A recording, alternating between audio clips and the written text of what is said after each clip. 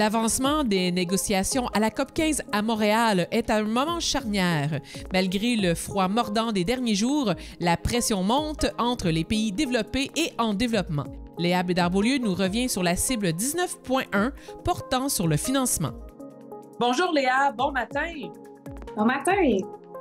Une bonne journée t'attend aujourd'hui. On vit un peu de pression entre les pays développés, les pays en développement. Et aujourd'hui, vous nous parlez de la cible 19.1 plus précisément. Oui, en fait, la cible 19.1, c'est celle qui prévoit les mécanismes de financement pour la mise en œuvre de l'accord sur la biodiversité qui va être adopté d'ici quelques jours.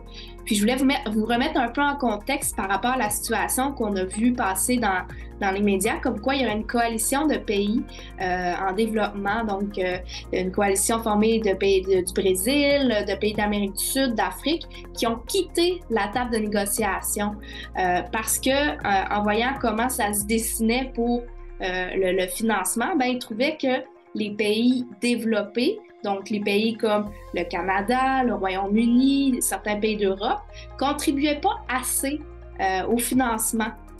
Alors que selon eux, comme leur territoire, ben d'abord abrite certaines de la plus grande biodiversité dans le monde, mais aussi que c'est pas nécessairement les pays les plus riches, ben ils considèrent que c'est un peu notre rôle aux pays riches à venir les aider. Donc, j'étais pas là quand ils ont quitté la table, mais j'ai assisté à leur retour le lendemain parce que, bon, ils se sont parlé, ils se sont dit d'accord, on va revenir s'asseoir, on va essayer de trouver un compromis. Donc, c'est un petit peu ça la situation qui s'est passée.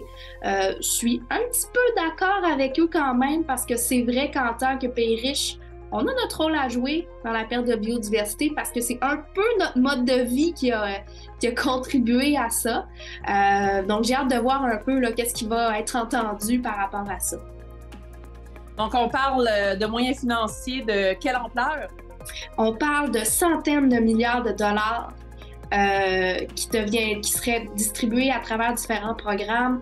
Puis cet argent-là proviendrait, oui, des pays développés, aussi d'investissements d'institutions à travers le monde. On parle aussi d'investissements privés, là, donc c'est beaucoup, beaucoup d'argent qui est sur la table. Puis on le sait, quand on parle d'argent, ben ça cause des chicanes. Merci beaucoup. C'est un rendez-vous demain pour la suite de la COP15. Oui, à demain.